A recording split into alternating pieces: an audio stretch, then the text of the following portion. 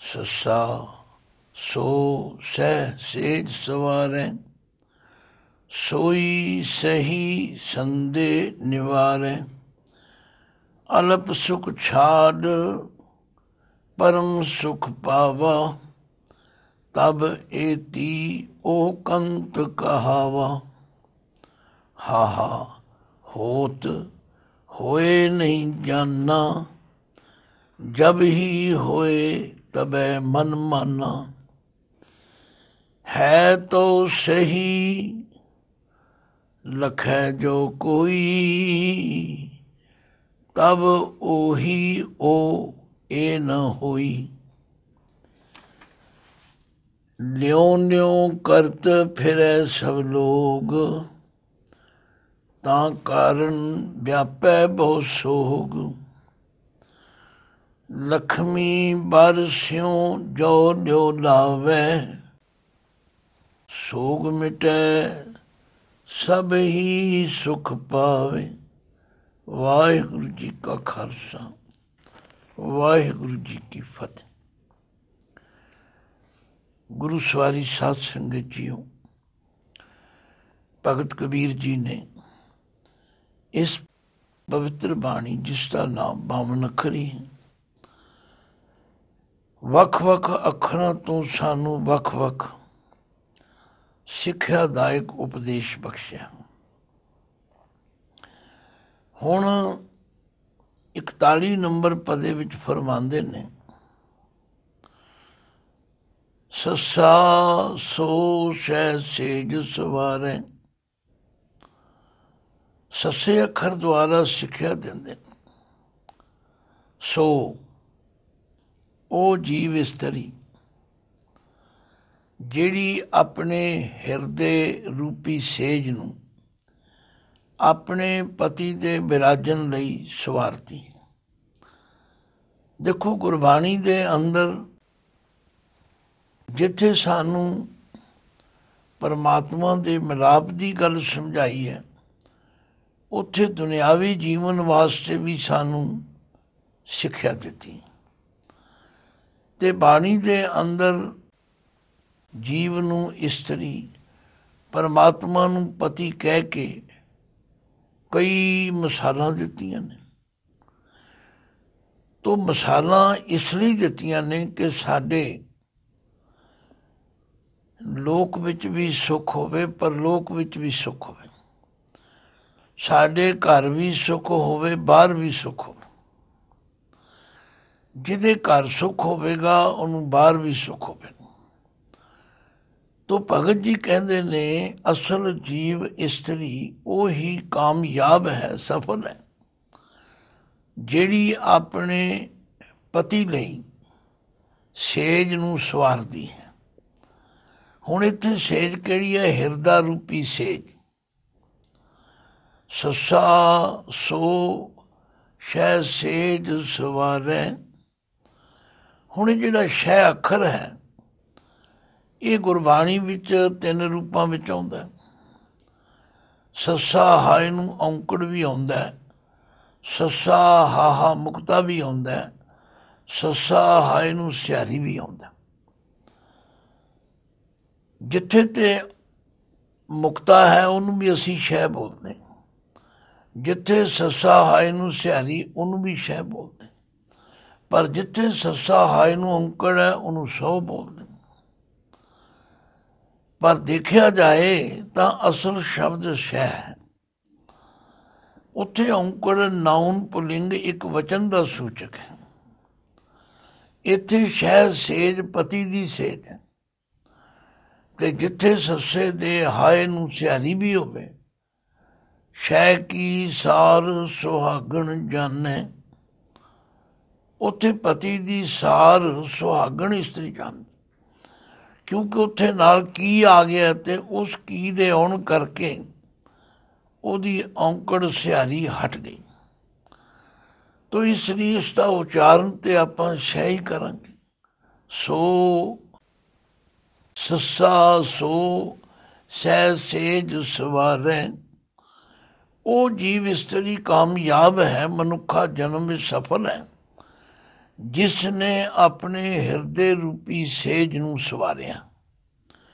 ਹੁਣ ਹਿਰਦਾ ਰੂਪੀ ਸੇਜ ਕਿਵੇਂ ਸਵਰੇਗੀ? ਮਿਸਾਲ ਤੇ ਸੇਜ ਦੀ ਦਿੱਤੀ। ਸੇਜ ਤਾਂ ਸੌਣ ਵਾਲੇ ਬਿਸਤਰੇ ਨੂੰ ਕਹਿੰਦੇ ਨੇ। ਜਿਹੜਾ ਮੰਜਾ ਹੈ ਉਹਦੇ ਤੇ ਤਲਾਈ ਹੈ, ਉਹਦੇ ਤੇ ਵਿਛਾਈ ਹੈ, ਇਹ ਕੁਝ ਹੈ। ਪਰ ਹਿਰਦੇ ਨੂੰ ਸ਼ੁਭ ਗੁਣਾਂ ਨਾਲ ਸਵਾਰਨਾ, ਹਿਰਦੇ ਦੇ ਅੰਦਰੋਂ ਜਿਹੜੇ ਕੂੜ ਕਬਾੜ ਭੈੜੇ ਵਿਚਾਰ ਨੇ ਉਹਨਾਂ ਨੂੰ ਕੱਢਣਾ। ਕਿਉਂਕਿ ਗੁਰਬਾਣੀ ਵਿੱਚ ਬਹੁਤ ਜਗ੍ਹਾ ਪਾਤਸ਼ਾਹ ਨੇ ਫਰਮਾਇਆ ਹੈ ਕਿ ਤਨ ਪਿਰ ਏਕੈ ਸੰਗ ਬਸੇਰਾ, ਸੇਜ ਏਕ ਪੈ ਮਿਲਨ ਦੁਹੇਰਾ। ਇਹ ਸਾਡਾ ਹਿਰਦਾ ਇੱਕ ਸੇਜ ਹੈ, ਔਰ ਇਸ ਸੇਜ ਦੇ ਉੱਤੇ ਇਹ ਜੀਵ ਰੂਪ ਇਸਤਰੀ ਤੇ ਪਰਮਾਤਮਾ ਪਤੀ ਇਕੱਠੇ ਹੀ ਰਹਿੰਦੇ ਹਨ। ਪਰ ਇੱਕ ਸੇਜ ਤੇ ਹੁੰਦਿਆਂ ਹੋਇਆਂ ਇਹਨਾਂ ਦਾ ਮਿਲਾਪ ਬੜਾ ਮੁਸ਼ਕਲ ਹੈ। ਤਨ ਪਿਰ ਏਕੈ ਸੰਗ ਬਸੇਰਾ, ਸੇਜ ਏਕ ਪੈ ਮਿਲਨ ਦੁਹੇਰਾ। ਇੱਕ ਹੋਰ ਜਗ੍ਹਾ ਵੀ ਗੁਰੂ ਅਰਜਨ ਦੇਵ ਪਾਤਸ਼ਾਹ ਫਰਮਾਉਂਦੇ, ਏਕਾ ਸੇਜ ਵਿਛੀ ਧਨ ਕੰਤਾ, ਧਨ ਸੂਤੀ ਪਿਰ ਸਦ ਜਾਗੰਤਾ, ਪੀਓ ਮਦਰੋ ਧਨ ਮਤਵੰਤਾ, ਧਨ ਜਾਗੈ ਜੇ ਪਿਰ ਬੋਲੰਤਾ। ਪਈ ਨਿਰਾਸੀ ਬਹੁਤ ਦਿਨ ਲਾਗੇ, ਦੇਸ ਦਿਸੰਤਰ ਮੈਂ ਸਗਲੇ ਝਾਗੇ, ਖਿਨ ਰਹਿਣ ਨ ਪਾਵੋ ਬਿਨ ਭਗ ਭਾਗੇ, ਹੋਏ ਕਿਰਪਾਲ ਪ੍ਰਭ ਮਿਲੈ ਸੁਭਾਗੇ। ਭਇਓ ਕਿਰਪਾਲ ਸਤ ਸੰਗ ਮਿਲਾਇਆ, ਬੂਝੀ ਤਪਤ ਘਰੈ ਪਿਰ ਪਾਇਆ, ਸਗਲ ਸਿੰਗਾਰ ਹੁਣ ਮੁਝੈ ਸੁਹਾਇਆ, ਕਹੋ ਨਾਨਕ ਗੁਰ ਭਰਮ ਚੁਕਾਇਆ।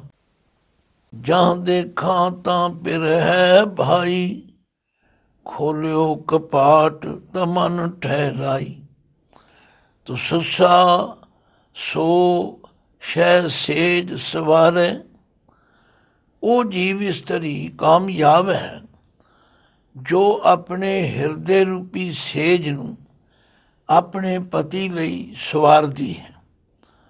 ਸਵਾਰਨ ਦਾ ਮਤਲਬ ਹੈ ਜਿਹੜੀਆਂ ਗੱਲਾਂ ਪਰਮਾਤਮਾ ਪਤੀ ਨੂੰ ਪਸੰਦ ਨਹੀਂ ਉਹਨਾਂ ਨੂੰ ਹਿਰਦੇ ਵਿੱਚੋਂ ਕੱਢ ਦੇਵੇ। ਪਰਮਾਤਮਾ ਨੂੰ ਤਾਂ ਸਰਲਤਾ, ਸੱਚਾ ਸੁੱਚਾ ਪਿਆਰ ਚਾਹੀਦਾ। ਉੱਥੇ ਚਤੁਰਾਈਆਂ ਚਲਾਕੀਆਂ ਕਿਸੇ ਕੰਮ ਨਹੀਂ ਆਉਂਦੀਆਂ, ਉਹਨਾਂ ਦਾ ਤਿਆਗ ਕਰਨਾ ਪਵੇ।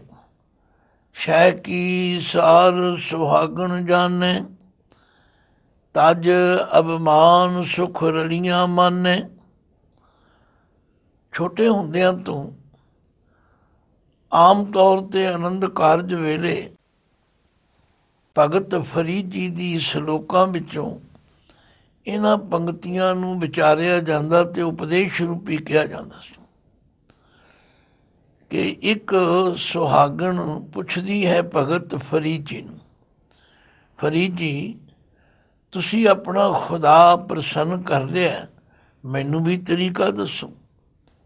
ਕਵਣ ਸੋ ਅੱਖਰ ਕਵਣ ਗੁਣ, ਕਵਣ ਸੋ ਮਣੀਆਂ ਮੰਤ, ਕਵਣ ਸੋ ਵੇਸੋ ਹੋਂ ਕਰੀ, ਜਿਤ ਵਸ ਆਵੇ ਕੰਤ। ਉਹ ਕਿਹੜਾ ਅੱਖਰ ਹੈ, ਉਹ ਕਿਹੜਾ ਗੁਣ ਹੈ, ਉਹ ਕਿਹੜਾ ਮੰਤਰ ਹੈ ਜਿਹਦੇ ਵਰਤਨ ਦੇ ਨਾਲ ਮੇਰਾ ਪਤੀ ਪ੍ਰਸੰਨ ਹੋ ਜਾਏ।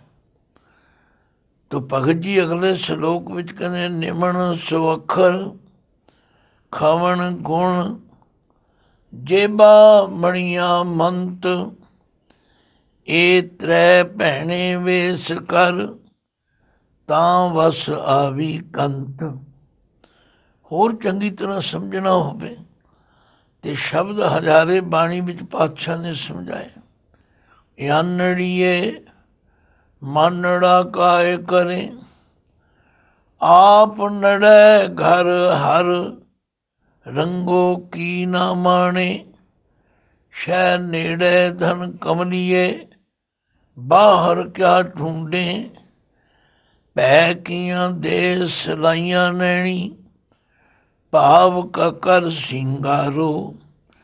तां सोहागण जानिए लागी, जां शह तरे प्यारो। यानी बाली क्या करे, जां धन कंत न भावे। कर्ण पला करे बहु तेरे, साधन महल न पावे। विण कर्मा किछ पाइए नाही, जे बहु तेरा धावे। लब लोभ अहंकार की माती, माया माहे समानी। इन्हीं बाती शह पाइए नाही, भई कामण याणी। जाए पुछो सुहागणी वाह, किन्हीं बाती शह पाइए। जो किछ करे सो भला कर मानी है, हिकमत हुक्म चुकाइए। जाकै प्रेम पदार्थ पाइए, तां चरणी चित लाइए। शह कह सो कीजै, तन मनो दीजै। ऐसा परमल लाइए, एव कहें सुहागणी पहने। इन्हीं बाती शह पाइए। आप गवाइए तां शह पाइए, और कैसी चतुराई। शह नदर कर देखे, सो दिन लग लेखे। कामण नो निध पाई, अपने कंत प्यारी। सा सुहागण नानक सा ਸਭਰਾਈ। ਗੱਲ ਕੀ ਇਸੇ ਹਿਰਦੇ ਰੂਪੀ ਸੇਜ ਨੂੰ ਸਵਾਰਨ ਵਾਸਤੇ ਉਹਨਾਂ ਸਾਰੇ ਔਗੁਣਾਂ ਦਾ ਤਿਆਗ ਕਰਨਾ। ਇਸੇ ਲਈ ਪਾਤਸ਼ਾਹ ਨੇ ਬਾਣੀ ਵਿੱਚ ਫਰਮਾਇਆ, ਸੰਤਾਂ ਕੀ ਹੋਏ ਦਾਸਰੀ। ਇਹ ਆਚਾਰਾ ਸਿਖਰੀ, ਸਗਲ ਗੁਣਾ ਗੁਣ ਊਤਮੋ। ਪਰਤਾ ਦੂਰ ਨ ਪਿਖਰੀ। ਇਹ ਮਨ ਸੁੰਦਰ ਆਪਣਾ, ਹਰ ਨਾਮ ਮਜੀਠੈ ਰੰਗਰੀ। ਤਿਆਗ ਸਿਆਣਪ ਚਾਤੁਰੀ, ਤੂੰ ਜਾਣ ਗੋਪਾਲੈ ਸੰਗਰੀ। ਪਰਤਾ ਕਹਿ ਸੁਮਾਨੀਐ, ਇਹ ਸ਼ਿੰਗਾਰ ਬਣਾਏਰੀ। ਗੁਰ ਕਾ ਸ਼ਬਦ ਕਰ ਦੀਪਕੋ, ਇਹ ਸਤ ਕੀ ਸੇਜ ਵਿਛਾਏਰੀ। ਗੱਲ ਕੀ ਗੁਰਬਾਣੀ ਦੁਆਰਾ ਇਸ ਹਿਰਦੇ ਰੂਪੀ ਸੇਜ ਨੂੰ ਸਵਾਰਨ ਦੀਆਂ ਕਿਤਨੀਆਂ ਸਿੱਖਿਆਵਾਂ ਮਹਾਰਾਜ ਨੇ ਬੜੇ ਸਰਲ ਸ਼ਬਦਾਂ ਵਿੱਚ ਫਰਮਾਈਆਂ। ਔਰ ਇਹ ਸਿੱਖਿਆਵਾਂ ਸਾਨੂੰ ਦੁਨਿਆਵੀ ਜੀਵਨ ਵਿੱਚ ਵੀ ਸੁਖਦਾਈ ਨੇ, ਔਰ ਪਰਮਾਤਮਾ ਦੇ ਮਿਲਾਪ ਵਾਸਤੇ ਵੀ ਸਹਾਈ ਨੇ। ਤੋ ਭਗਤ ਜੀ ਕਹਿੰਦੇ ਨੇ, ਸੱਸਾ ਸੋ ਸਹਿ ਸੇਜ ਸਵਾਰੈ। ਸੋਈ ਸਹੀ ਸੰਦੇਹ ਨਿਵਾਰੈ। ਸੋਈ ਉਹ ਸਖੀ ਸਹੀ ਠੀਕ ਹੈ, ਔਰ ਉਹ ਆਪਣੇ ਅੰਦਰੋਂ ਹਰ ਤਰ੍ਹਾਂ ਦਾ ਸੰਦੇਹ, ਡਰ, ਸ਼ੰਕਾ, ਭਰਮ ਦੂਰ ਕਰ ਲੈਂਦੀ। ਫਿਰ ਉਹਦੀ ਇਹ ਅਵਸਥਾ ਆਉਂਦੀ ਹੈ ਕਿ ਤਨ ਪਿਰ ਇਹ ਨਾ ਆਖੀਆਂ, ਬਹਿਨ ਇਕੱਠੇ ਹੋਏ। ਏਕ ਜੋਤ ਦੋਇ ਮੂਰਤੀ, ਤਨ ਪਿਰ ਕਹੀਐ ਸੋਏ। ਉਹ ਫਿਰ ਪਰਮਾਤਮਾ ਪਤੀ ਦੇ ਨਾਲ ਇੱਕ ਮਿਕਤਾ ਦੀ ਅਵਸਥਾ ਪ੍ਰਾਪਤ ਕਰ ਲਈ। ਉਹਦੇ ਮਨ ਵਿੱਚ ਰੰਚਕ ਮਾਤਰ ਵੀ ਕੋਈ ਸੰਦੇਹ ਸ਼ੰਕਾ ਨਹੀਂ ਰਹਿ। ਹੁਣ ਛੋਟੀ ਜੀ ਸ਼ਬਦਾਵਲੀ ਵਿੱਚ ਕਿਤਨੀ ਵੱਡੀ ਗੱਲ ਭਗਤ ਜੀ ਨੇ ਕਹੀ। ਸੱਸਾ ਸੋ ਸ਼ਹਿ ਸੇਜ ਸਵਾਰੈ, ਸੋਈ ਸਹੀ ਸੰਦੇਹ ਨਿਵਾਰੈ। ਉਹਦੇ ਅੰਦਰ ਫਿਰ ਕਿਸੇ ਤਰ੍ਹਾਂ ਦਾ ਸ਼ੰਕਾ ਨਹੀਂ ਰਹਿੰਦਾ। ਜਿਸ ਸੁਹਾਗਣ ਇਸਤਰੀ ਦੀ ਆਪਣੇ ਪਤੀ ਨਾਲ ਬਣ ਆਈ ਹੈ, ਉਹਨੂੰ ਰੰਚਕ ਮਾਤਰ ਵੀ ਕੋਈ ਪਰੇਸ਼ਾਨੀ ਨਹੀਂ। ਜਿਵੇਂ ਆਮ ਤੌਰ 'ਤੇ ਸਾਡੇ ਵਿੱਚ ਇੱਕ ਮੁਹਾਵਰਾ ਹੈ ਬਈ ਜੇ ਪਤੀ ਪਤਨੀ ਦੀ ਬਣ ਆਵੇ ਤੇ ਉੱਥੇ ਹੋਰ ਕਿਸੇ ਦੀ ਕੋਈ ਸਲਾਹ ਮਸ਼ਵਰੇ ਦੀ ਲੋੜ ਹੀ ਨਹੀਂ। ਤੋ ਇਸ ਲਈ ਭਗਤ ਜੀ ਕਹਿੰਦੇ ਨੇ ਅਲਪ ਸੁਖ ਛਾੜ। ਇਹ ਜਿਹੜੇ ਸੰਸਾਰਕ ਸਰੀਰਕ ਸੁੱਖ ਨੇ ਇਹ ਅਲਪ ਸੁੱਖ ਨੇ, ਇਹ ਥੋੜ੍ਹੀ ਦੇਰ ਦੇ ਨੇ, ਛਿਨ ਮਾਤਰ ਨੇ। ਇਹਨਾਂ ਛਿਨ ਭੰਗਰ ਸੁੱਖਾਂ ਨੂੰ ਤਿਆਗ ਕੇ ਅਲਪ ਸੁਖ ਛਾੜ ਪਰਮ ਸੁਖ ਪਾਵਾ, ਫਿਰ ਉਸ ਵੱਡੇ ਸੁੱਖ ਦੀ ਪ੍ਰਾਪਤੀ ਹੁੰਦੀ ਹੈ। ਭਾਵ ਪਤੀ ਦੀ ਪ੍ਰਸੰਨਤਾ, ਪਤੀ ਦਾ ਦਿਨ ਰਾਤ ਮਿਲਾਪ ਮਿਲਦਾ ਹੈ ਔਰ ਉਹ ਹਾਜ਼ਰ ਨਾਜ਼ਰ ਰਹਿੰਦਾ। ਕਿਉਂਕਿ ਆਮ ਤੌਰ 'ਤੇ ਸਾਡੇ ਵਿੱਚ ਕੀ ਕਮੀ ਹੈ ਕਿ ਮੰਦਰ ਮਿੱਟੀ ਸੰਦੜੇ ਪੱਥਰ ਕੀਤੇ ਰਾਸ ਜਿਉ, ਹੋਂ ਐਨੀ ਟੋਲੀ ਭੁੱਲੀਅਸ ਤਿਸ ਕੰਤ ਨ ਬੈਠੀ ਪਾਸ ਜਿਉ। ਅਸੀਂ ਅਲਪ ਸੁੱਖ ਵਿੱਚ ਫਸ ਜਾਂਦੇ। ਸੋਹਣੇ ਕੱਪੜੇ ਮਿਲ ਜਾਣ, ਚੰਗੇ ਗਹਿਣੇ ਮਿਲ ਜਾਣ, ਖਾਣ ਪਾਨ ਚੰਗਾ ਹੋਵੇ, ਇਹ ਅਲਪ ਸੁੱਖ ਹਨ। ਪਰ ਜਿਹੜਾ ਪਰਮ ਸੁੱਖ ਤੇ ਸਦੀਵੀ ਸੁੱਖ ਹੈ ਉਹ ਹੈ ਉਸ ਪਤੀ ਦੇ ਮਿਲਾਪ ਵਿੱਚ। ਅਲਪ ਸੁਖ ਛਾੜ ਪਰਮ ਸੁਖ ਪਾਵਾ, ਤਬ ਏਤੀ ਉਹ ਕੰਤ ਕਹਾਵਾ। ਤਬ ਤਦੋਂ ਇਹ ਜੀਵ ਇਸਤਰੀ ਤੇ ਪਰਮਾਤਮਾ ਪਤੀ ਬਣ ਜਾਂਦਾ। ਕਹਿਣ ਦਾ ਮਤਲਬ ਫਿਰ ਪਤੀ ਪਤਨੀ ਦੀ ਬਣ ਆਉਂਦੀ ਹੈ, ਫਿਰ ਇਹ ਇੱਕ ਰੂਪ ਹੋ ਜਾਂਦੇ ਨੇ। ਫਿਰ ਭਗਤ ਜੀ ਅਗਲੇ ਸ਼ਲੋਕ 'ਚ ਕਹਿੰਦੇ ਨੇ ਹਾ ਹੋਤ ਹੋਏ ਨਹੀਂ ਜਾਨਾ।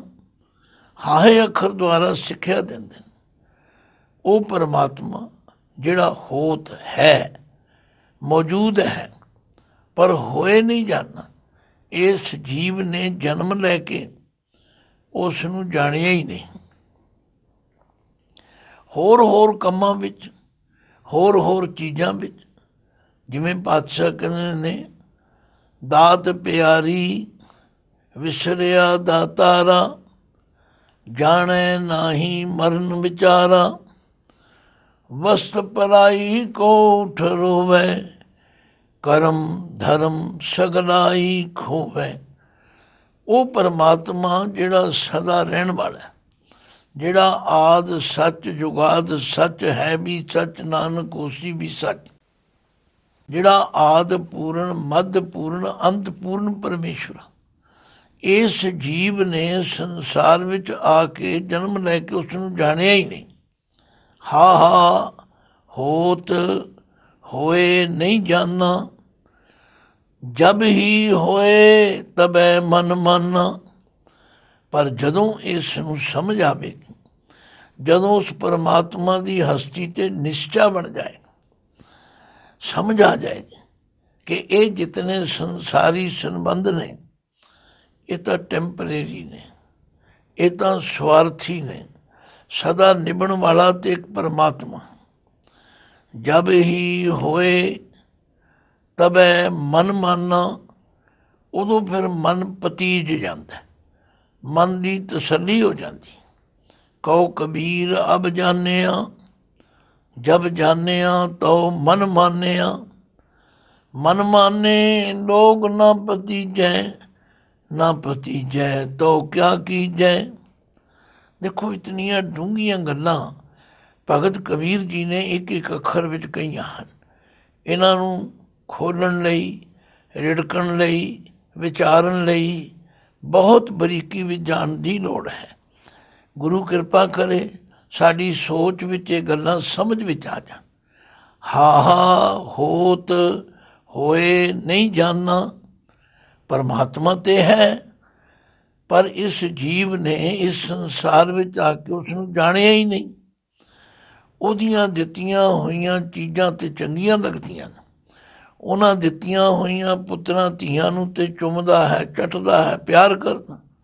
ਪਰ ਜਿਸ ਨੇ ਦਿੱਤੀਆਂ, ਜਿਸ ਨੇ ਦਿੱਤੀਆਂ ਨੇ ਉਹਦੇ ਵੱਲ ਧਿਆਨ ਹੀ ਕੋਈ ਨਹੀਂ। ਹਾ ਹੋਤ ਹੋਏ ਨਹੀਂ ਜਾਨਾ, ਜਬ ਹੀ ਹੋਏ ਤਬੈ ਮਨ ਮਾਨਾ। ਪਰ ਜਦੋਂ ਇਸ ਨੂੰ ਪਰਮਾਤਮਾ ਦੀ ਹੋਂਦ ਤੇ ਨਿਸ਼ਚਾ ਆ ਜਾਂਦਾ, ਇਹ ਨਿਸ਼ਚਾ ਆਉਂਦਾ ਗੁਰੂ ਦੀ ਕਿਰਪਾ ਨਾਲ, ਇਹ ਨਿਸ਼ਚਾ ਆਉਂਦਾ ਸਾਧ ਸੰਗਤ ਵਿੱਚ ਆਉਂਦਾ। ਇਸੇ ਲਈ ਗੁਰੂ ਪਾਤਸ਼ਾਹ ਕਹਿੰਦੇ ਨੇ ਹਮੇਸ਼ਾ ਅਰਦਾਸ ਕਰੋ, हे ਪ੍ਰਭੂ ਸਾਡੇ ਤੇ ਬਖਸ਼ਿਸ਼ ਕਰੋ। ਕਿਰਤ ਕਰਮ ਕੇ ਵਿਛੁੜੇ ਕਰ ਕਿਰਪਾ ਮੇਲੋ ਰਾਮ। ਚਾਰ ਕੁੰਡ ਦਾ ਦਿਸ ਭ੍ਰਮੇ ਥਕ ਆਏ ਪ੍ਰਭ ਕੀ ਸਾਮ। ਤੈਨ ਦੁਦੈ ਤੇ ਬਾਹਰੀ ਕਿਤੇ ਨ ਆਵੇ ਕਾਮ। ਜਲ ਬਿਨ ਸ਼ਾਖ ਕੁਮਲਾਵਤੀ ਉਪਜੈ ਨਾਹੀ ਦਾਮ। ਹਰ ਨਾਹਨ ਮਿਲੀਐ ਸਾਜਨ ਕਤ ਪਾਈਐ ਬਿਸਰਾਮ। ਜਿਤ ਘਰ ਹਰ ਕੰਤ ਨਾ ਪ੍ਰਗਟਈ ਪਠ ਨਗਰ ਸੇ ਗ੍ਰਾਮ। ਸਰਬ ਸਿੰਗਾਰ ਤੰਬੋਲ ਰਸ ਸਣ ਦੇ ਹੀ ਸਭ ਖਾਮ। ਪ੍ਰਭ ਸੁਆਮੀ ਕੰਤ ਵਿਹੂਣੀਆਂ ਮੀਤ ਸਜਨ ਸਭ ਜਾਮ। ਨਾਨਕ ਕੀ ਬੇਨੰਤੀਆ ਕਰ ਕਿਰਪਾ ਦੀਜੈ ਨਾਮ। ਹਾ ਹੋਤ ਹੋਏ ਨਹੀਂ ਜਾਨਾ ਜਬ ਹੀ ਹੋਏ ਤਬੈ ਮਨ ਮਾਨਾ। ਫਿਰ ਭਗਤ ਜੀ ਕਹਿੰਦੇ ਨੇ ਹੈ ਤੋ ਸਹੀ ਲਖੈ ਜੋ ਕੋਈ। ਪਰਮਾਤਮਾ ਤੇ ਸਦਾ ਹੈ, ਉਹਦੀ ਹੋਂਦ ਹਸਤੀ ਤੇ ਸਦਾ ਹੈ। ਜਦੋਂ ਕੁਝ ਵੀ ਨਹੀਂ ਸੀ ਉਦੋਂ ਵੀ ਸੀ, ਹੁਣ ਵੀ ਹੈ, ਤੇ ਜਦੋਂ ਕੁਝ ਨਹੀਂ ਰਹੇਗਾ ਤਾਂ ਵੀ ਰਹੇਗਾ। ਭਾਵ ਉਸਦੀ ਹਸਤੀ ਵਿੱਚ ਤੇ ਕੋਈ ਸ਼ੰਕਾ ਨਹੀਂ। ਹੈ ਤੋ ਸਹੀ ਲਖੈ ਜੋ ਕੋਈ।